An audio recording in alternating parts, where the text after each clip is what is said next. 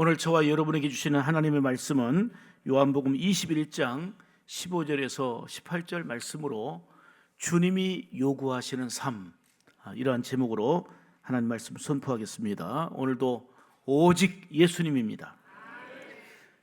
건강하고 복된 신앙생활은 내 생각, 내 편한 대로 살아가는 게 아니고 주님이 요구하시는 바를 알고 그 뜻에 따라 살아가는 삶입니다.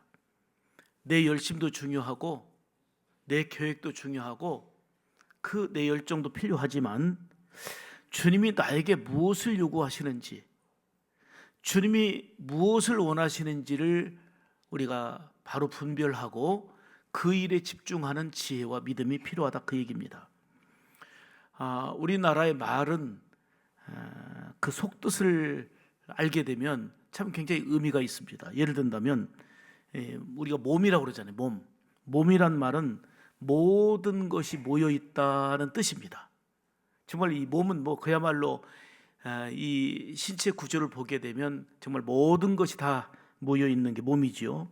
또 얼굴, 이런 뜻은 무슨 뜻이냐면 얼이 들어오고 나가는 그런 구멍이 얼굴이라는 거예요. 얼굴. 그래서 얼은 옛날부터 혼, 정신을 의미했잖아요. 그래서 넉나간 사람을 뭐라고 표현하죠? 뭐가 빠졌다고 그러죠? 그래서 얼 빠졌다고 그래요. 얼 빠졌다. 넉나간 사람 보고. 그리고 희로애락과 우리 인간의 그 진선미, 이 모든 것이 어디에 이제 나타나 있습니까? 희로애락과 진선미의 모습이 얼굴에 나타나 있습니다.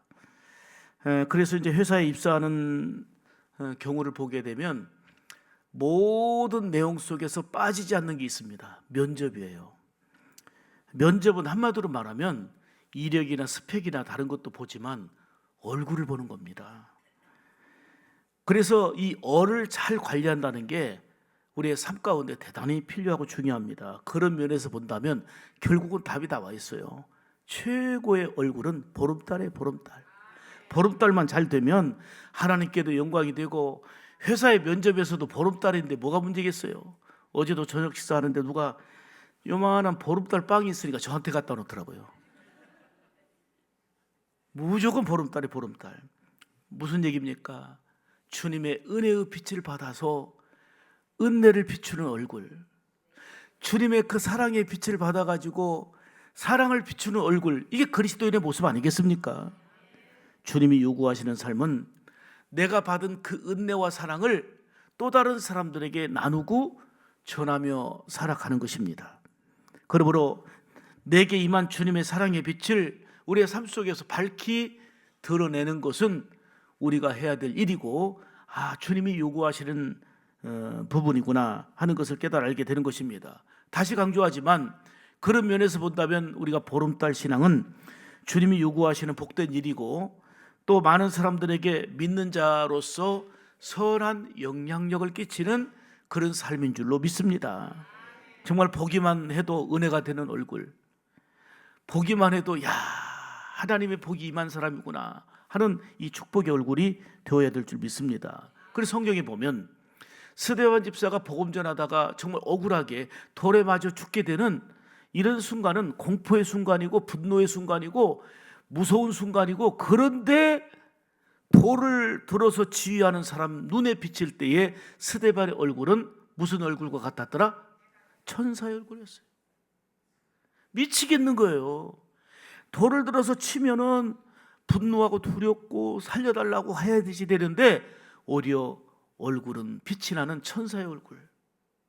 이게 바로 하늘 영광으로 가득하고 내가 지금 죽어도 저 천국에 들어간다, 나는 사나 죽으나 주의 것이로다라는 고백 속에서 그 마지막 순간까지 얼굴에 빛을 잃지 않은 거예요. 화장을 잘해서 천사의 얼굴이 아니었고, 그 핍박과 죽음의 공포와 두려움의 현장 속에서도 뭐가 빛이 나요? 얼굴이 빛이 난 거예요. 이게 진정으로 그 안에 예수 그리스도의 생명과 은혜로 충만한 자의 삶이고 모습인 줄로 믿습니다. 예수 믿는 자의 삶이 가장 크게 드러난 모습이 바로 얼굴에 있어요. 얼굴에. 한번 옆 사람 얼굴 좀 보세요. 괜찮아요? 볼만해요? 옆 사람 얼굴 보면서 그 모습에 예수님이 보이십니까? 진짜 보여요? 거짓말 하시네. 근데 보여야 돼. 진짜 보여야 돼. 옆 사람 속에 예수님이 임재하시고 함께하는 그게 보여야 돼.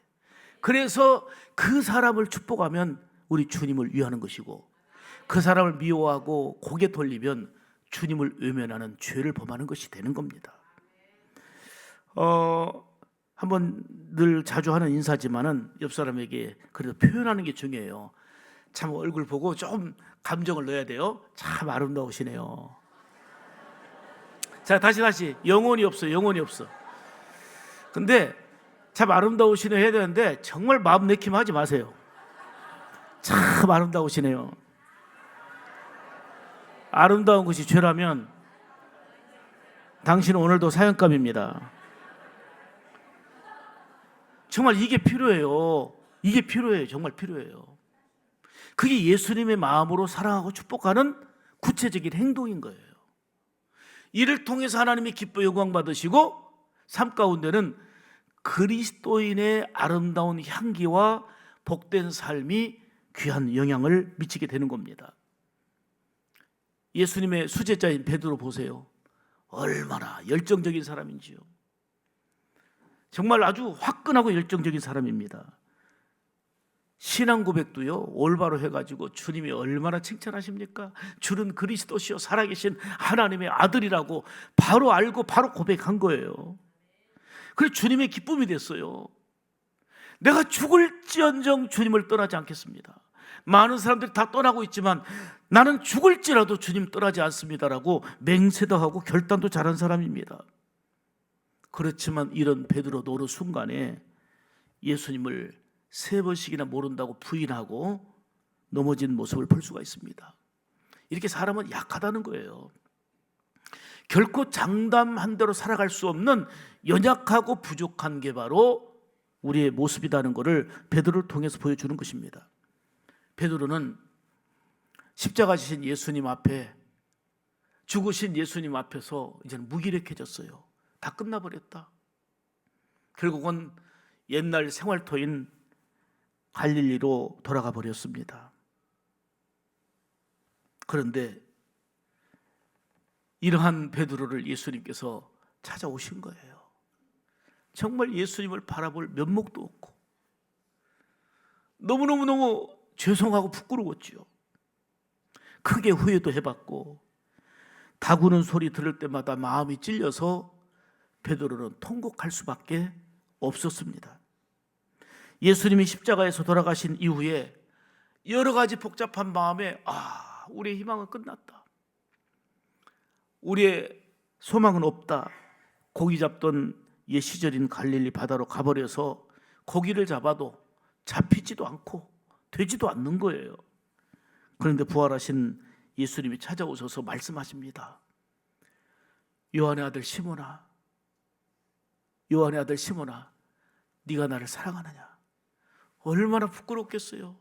내가 예수님 앞에 정말 무너져 버렸고 그 작은 소녀 앞에서도 예수님을 모른다고 부인하고 맹세까지 저주까지 하며 무너졌던 내 자신에게 네가 나를 사랑하느냐 물으시니 얼마나 죄송스럽고 얼마나 부끄러운 순간입니까? 예수님의 거듭된 질문에 내가 주님을 사랑하는 줄 주님께서 아십니다. 그리고 3번째 또 물으셔요. 네가 나를 사랑하느냐? 이때 베드로가 주님, 모든 것을 아시오매 내가 주님을 사랑하는 줄을 주님께서 아십니다라고 고백합니다. 오늘 본문은 부활하신 예수님이 찾아오셔서 베드로를 만나주신 사건을 통해서 주님이 요구하시는 바가 무엇인지를 잘 보여주고 있는 내용이기에 주님이 요구하시는 삶, 이런 제목으로 3가지로 말씀드리려고 합니다. 첫째는 주님이 찾아오셔서 요구하신 내용은 이거예요. 사랑의 사람이 되라. 사랑의 사람이 되라 하는 거예요. 이거는 내가 착하기 위해서 어떤 목적이 위해서가 아니라 예수님이 찾아오셔서 베드로에게 요구하시고 우리에게 요구하시는 게 뭐예요? 사랑의 사람 되라는 거예요. 아멘입니까? 자, 본문 15절 봅니다. 예수께서 시작. 시몬 베드로에게 이르시되 요한의 아들 시몬아 네가 이 사람들보다 나를 더 사랑하느냐 하시니 이르되 주님 그러하나이다. 내가 주님을 사랑하는 줄 주님께서 아시나이다. 이르시되 내 어린 양을 먹이라 하시고. 아멘. 십자가에서 물 한 방울 피 한 방울 남기지 않으시고 다 쏟아 부어주신 우리 주님이 찾아오셔서 요구하시는 게 있어요. 사랑의 삶이 되라. 사랑으로 살아라. 이게 주님이 베드로에게만 아니라 지금 이 시대를 살아가는 저와 여러분들에게 요구하시는 것인 줄 믿습니다. 성경의 핵심이 뭡니까?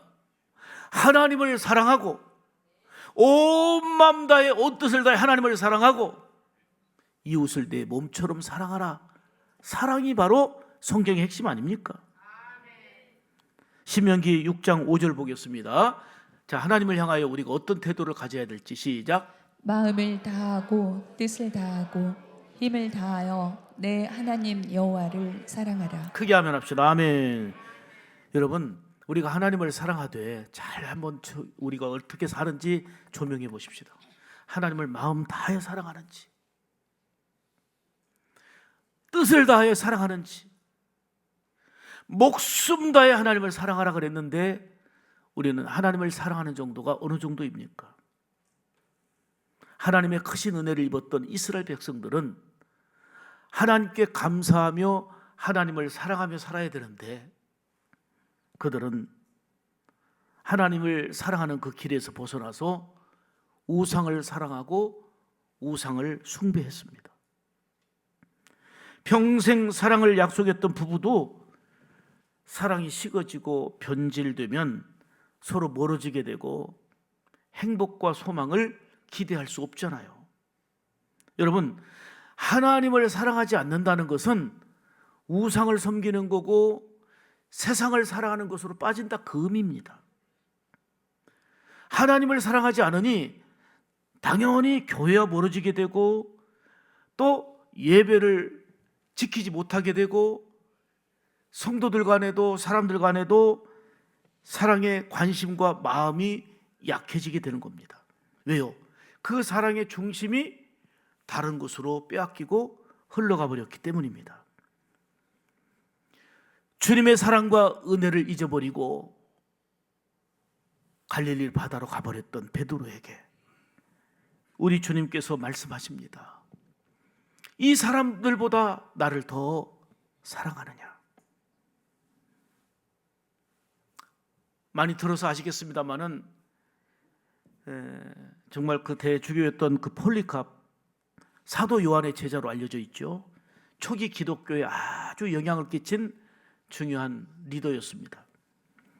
그가 복음을 전하다가 체포되어서 총독 앞에 재판을 받게 됐어요. 총독은 이 폴리갑이 워낙 노령이기 때문에 그냥 나이가 많기 때문에 이렇게 얘기한 거예요. 아이고, 살면 얼마나 산다고. 그러니까 얼른 예수 그리스도를 저주하고 그리고 지금이라도 황제에게 충성 맹세한다고 다짐하십시오. 그러면 아이고 얼른 석방시켜주고 나머지 편안한 삶을 살도록 해드릴 테니까 지금이라도 예수 그리스도를 부정하고 황제를 숭배한다고 말하십시오. 이때 폴리캅이 한 말입니다. 86세였는데 내가 86년 동안 하나님을 섬겼는데 하나님은 나를 한 번도 모른다 하지 않으셨다. 하나님은 나를 한 번도 외면하지 않으셨다. 그런데 나는 어떻게 구원하신 나의 왕을 이 시간 모른다고 말할 수 있겠는가? 자기에게는 살 수 있는 기회였지만 그러나 이 순간에도 폴리캅은 내가 86년을 사는 동안 한 번도 나를 모른다 하지 않으시고 나를 부정하지 않으신 하나님 앞에 내가 하나님을 모른다, 예수를 모른다 부정할 수 없다는 것입니다. 결국은 편안한 삶을 보장받았지만 이를 거부했기 때문에 화형당하여 순교했습니다. 폴리캅은 순교하기까지 하나님을 사랑한 것입니다. 순교하기까지 주님을 사랑한 것입니다. 성경은 말합니다. 죽도록 충성하라. 죽기까지 사랑하라. 마음을 다하고 성품을 다하고 내 있는 힘을 다해 하나님을 사랑하라 말씀하고 있지만, 자꾸만 세상의 일, 많은 일들 때문에 하나님의 사랑이 제2, 제3으로 밀려나고 있습니다. 베드로는 죽기까지 주님을 따르겠습니다.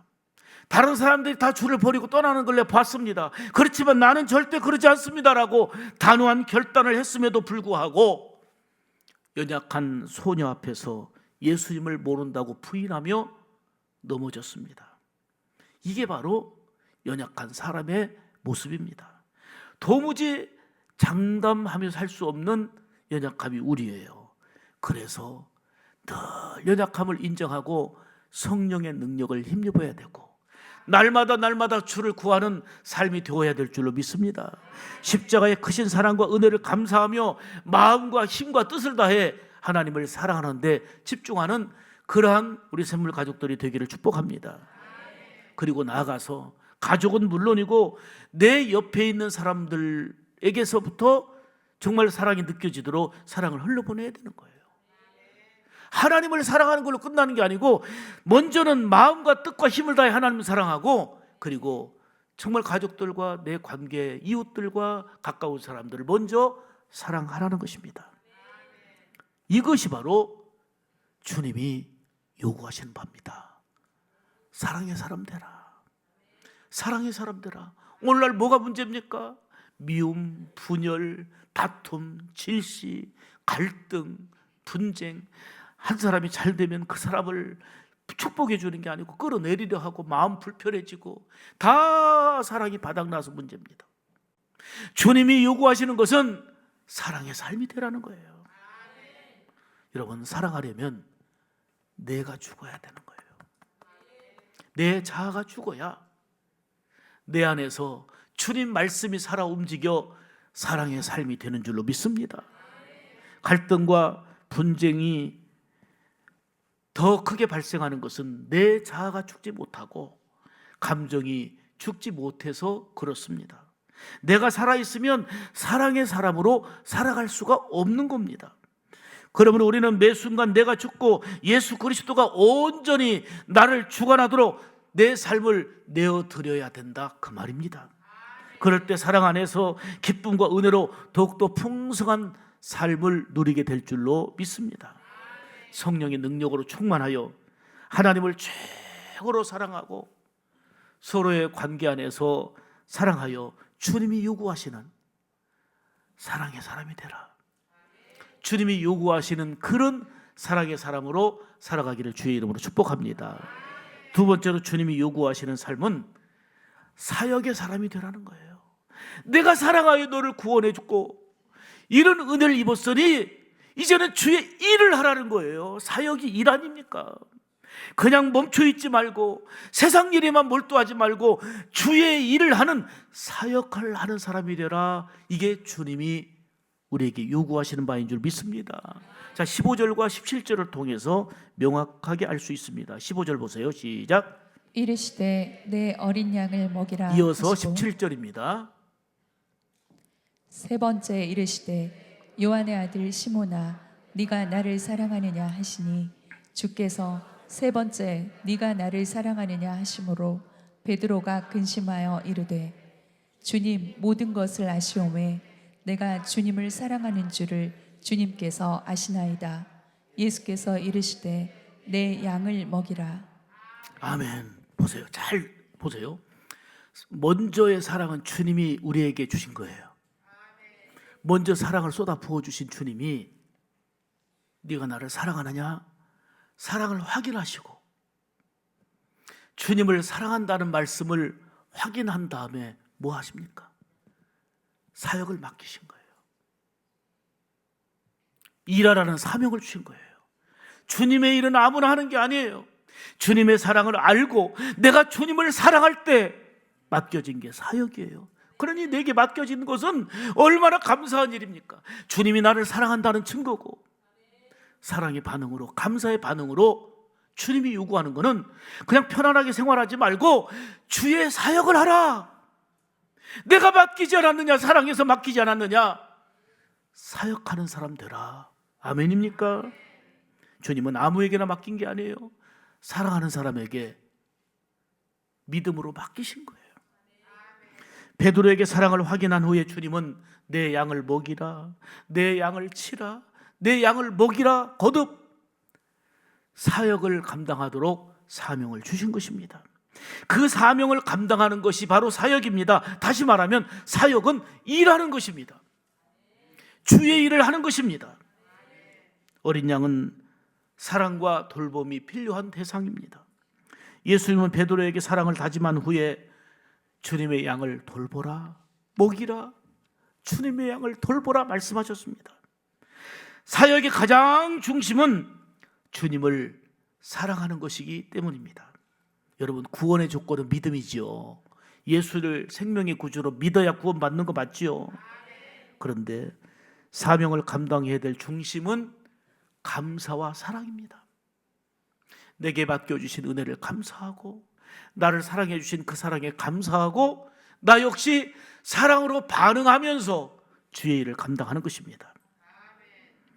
그 미국의 그 제임스 파울로 교수가 발표한 내용이 굉장히 좀 관심이 가더라고요. 2년간 조사 연구를 했는데 행복도 불행도 관계 안에서 전염된다는 거예요. 행복도 전염되고 불행도 전염된다. 예를 들어서 어떤 가족이나 친구가 굉장히 행복하면 그 옆 사람에게 행복도가 15.3%가 증가한다는 거예요. 나 한 사람 행복, 또 누구 한 사람의 행복이 그 옆에 있는 사람에게 적어도 평균적으로 보니까 15% 이상이 그 행복도, 만족도가 전염된다는 거예요. 영향을 준다 그 말이에요. 행복 바이러스는 관계를 통해서 영향을 줍니다. 가까운 친구가 행복하면 나의 행복도 상승하게 되고, 나 한 사람 행복하면 가까이 있는 가족과 다른 사람들도 더불어 행복이 상승된다 그 말입니다. 그래서 다시 귀결은 그거예요. 보름달이 중요한 거예요. 내가 보름달의 기쁨으로 주의 일을 감당하면 그 행복이 다른 사람들에게도 반달이 이제 보름달 된다니까요. 아멘입니까? 자, 중요한 거는 불행도 마찬가지예요. 불안, 염려, 걱정, 근심, 불행도 마찬가지, 외로움도 마찬가지. 한 사람이 늘 부정적이고 한 사람이 늘 외롭고 어두우면 그 주변의 사람들에게 또 부정적인 영향이 미쳐진다는 거예요. 한 사람이 보름달하고 기뻤을 때 그 영향을 미치는 것처럼 불행과 염려, 이런 부정적인 모습들도 전염을 시킨다 그 말이에요. 내가 금음달 얼굴로 부정적이고 짜증과 분노를 표출하게 되면 그 부정적인 바이러스가 가장 가까운 사람들에게 영향을 미쳐서 내가 불편하고 내가 불행한데 다른 사람들까지 불행하게 만드는 그런 요인이 된다 그 말입니다. 그래서 우리는 예수님 그분으로 충만해서 은혜의 보름달, 사랑의 보름달이 되어 살아가야 될 사명이 있는 줄 믿습니다. 이런 행복한 얼굴로 주님이 내게 맡겨주신 사명을 감당하는 사역하는 자들이 되어야 된다 그 말입니다. 어느 통계를 보니까 직장인들이 무려 80%나 현재의 삶과 일에 불만을 갖고 있다는 거예요. 다시 말하면 지금 하고 있는 일이 돈 벌어야 되니까, 가정 지켜야 되니까 하는 거지 만족하지 못하다. 이 통계가 무려 80%예요. 이런 불만과 부정적인 마음으로 품고 일하니 자신도 즐겁지 않고 다른 사람을 유쾌하게 할 수가 없는 일이죠. 무엇보다도 주님께서 내게 맡겨주신 그 사역은 감사와 감격과 사랑을 바탕으로 해야 되는데 원망과 불평과 짜증으로 하게 되면 주님의 사역은 거룩한 영광은 물론이고 아무런 열매도 기대할 수가 없습니다. 주님께서는 베드로에게 나를 사랑하느냐 거듭거듭 물으시고 사랑한다는 다짐을 받은 후에 내 양을 먹여라. 내 양을 돌보라. 이 사랑의 고백을 받으신 후에 맡기신 게 바로 사역입니다. 주님은 우리를 이미 사랑하셨고 우리 또한 주님을 사랑한다는 고백을 바탕으로 해 주님이 우리에게 요구하시는 게 있으니 그냥 편안하게 놀고 살아라가 아니라 주의 사역을 하라는 거예요. 이게 주님이 우리에게 요구하시는 바인 줄 믿습니다. 귀한 사역은 아무에게나 주어지는 게 아닙니다. 주님의 사랑을 아는 자, 주님의 사랑을 깨닫는 자, 그 사랑으로 반응하는 자가 주님이 허락하신 사역을 복되게 감당할 수 있게 되는 것입니다. 이 시간도 우리에게 요구하시는 주님의 요구를 들어보십시오. 네가 나를 사랑하느냐? 사랑한다는 고백을 바탕으로 우리 주님께 고백할 때에 내 양을 먹여라, 주의 일을 하라, 사역하라 요구하시는 주님의 요구하심이 내 마음에 깊이 새겨지기를 주의 이름으로 축복합니다. 세 번째는 주님이 무엇을 요구하시느냐? 순종하는 사람이 되라는 거예요. 순종하는 사람이 되도록 요구하신다는 거예요. 자, 18절 보겠습니다. 시작. 내가 진실로 진실로 내게 이르노니 내가 젊어서는 스스로 띠띠고 원하는 곳으로 다녔거니와 늙어서는 내 팔을 벌리니 남이 내게 띠띠우고 원하지 아니하는 곳으로 데려가리라. 아멘. 여러분, 삶의 모든 열쇠는 예수님 손에 달려 있는 줄 믿습니다. 주님의 인도하심을 따르며 순종하는 삶이 약속된 게 있어요. 그게 복이에요. 주님 곁에는 수많은 사람들이 따라다녔어요. 왜요? 오병이어 기적을 봤죠. 병자를 고치고 죽은 자를 살리고 권세와 능력으로 많은 기적들이 일어나니까 예수님 가시는 곳에는 인산인해를 이루었습니다. 그런데 예수님이 십자가 지신다니까 그 많던 사람이 다 떠나버렸어요. 그래서 제자들만 남아있기 때문에 주님이 말씀한 거예요. 너희도 가려느냐? 다 떠나고 없구나. 그렇게 많던 사람들 다 어디 갔느냐? 여러분, 십자가의 사랑과 은혜를 힘입고 사는 성도들 중에도 그동안 하나님의 은혜로 산다 하면서도 내가 지금까지 살아온 것은 하나님의 이렇게 복된 은혜라는 것을 고백하면서도 그저 편한 자리, 당장의 유익이 있는 자리에만 머물 뿐 주님이 요구하시는 헌신의 자리, 순종의 자리, 힘들고 어렵다는 핑계로 충성의 자리, 순종의 자리를 회피하는 일들이 얼마나 많이 있습니까? 주님은 찾아오셔서 네가 나를 사랑하느냐 물으신 후에 순종의 사람이 되라 요구하십니다. 브라더 로렌스라고 하는 사람인데 이분이 그 카르멜이라고 하는 수도원에서 그냥 일하는 분이었어요. 평신도였습니다. 항상 그는 어떻게 보면 후미진 자리, 그냥 수도원에 들어가가지고 평신도고 정식 수도사도 아니니까 이제는 주방에서 이제 밥하는 일, 그 다음에 설거지하는 일을 거의 주로 담당을 했습니다. 그런데 이 일이 내게 주어진 일이다 생각하고 기쁨으로 감당합니다. 늘 얼굴은 오늘로 표현하는 보름달 얼굴로 일합니다. 그리고 더 중요한 거는 그 책을 보고 내가 큰 감동을 받았는데 그 수도사들을 섬기는데 하나님이 나에게 보내주신 천사다라는 마음으로 대접했어요.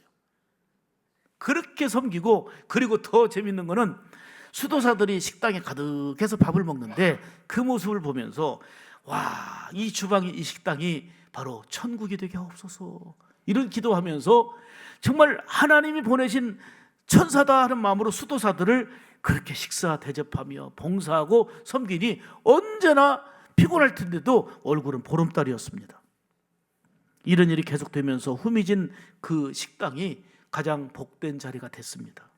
한마디로 하나님의 마음으로 그 수도사들을 섬긴 것이 하나씩 하나씩 얼굴로 나타나고 삶으로 나타나며 모든 수도사들이 느끼게 된 것입니다.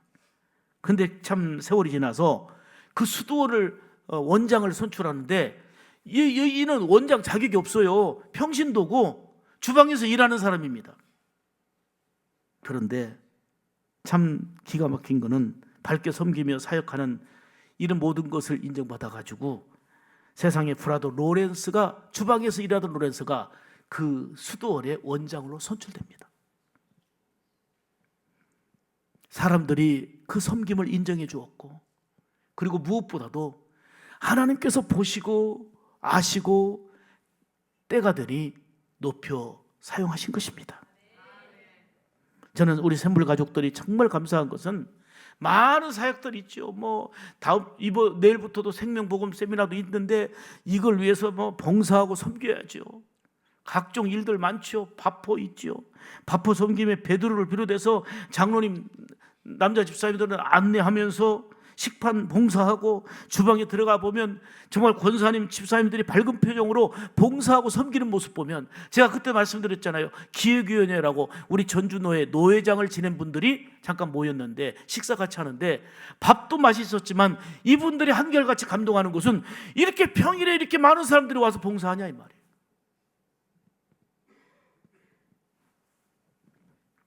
저는 이 밝은 표정으로 섬기며 자원해서 헌신하는 모습을 보면서 주님이 얼마나 기뻐하실까 생각하며 간절한 마음으로 축복하곤 합니다.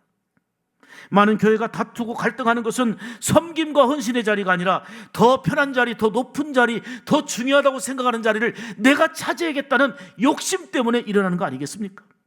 그런데 정작 주님이 요구하시는 자리는 비어 있습니다. 주님이 원하시는 그 자리는 비어 있습니다.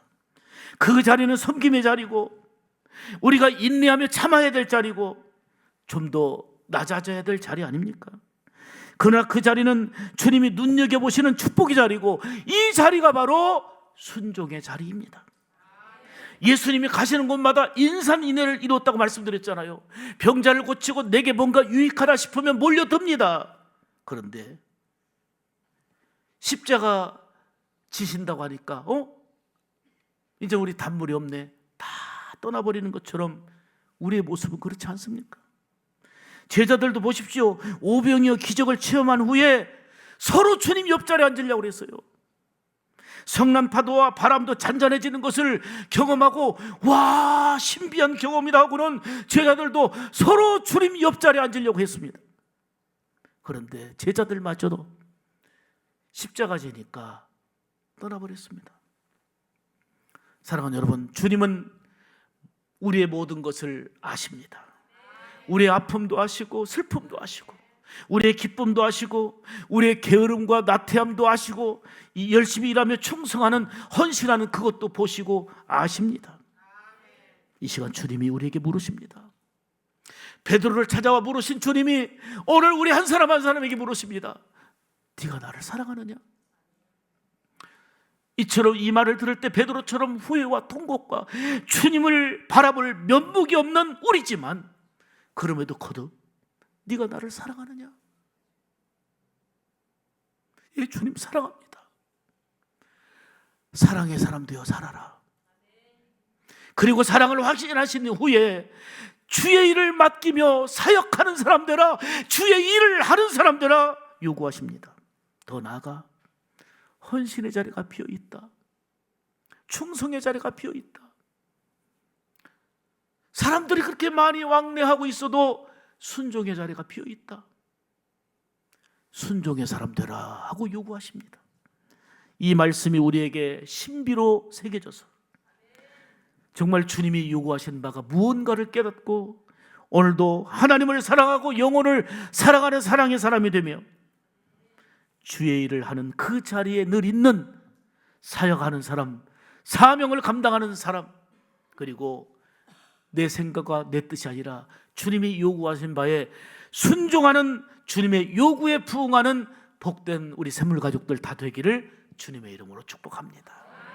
하나님 감사합니다. 오늘도 말씀 들었으니 적용하고 결단하고 실행케 하여 주옵소서. 예수님의 이름으로 기도하옵나이다. 아멘.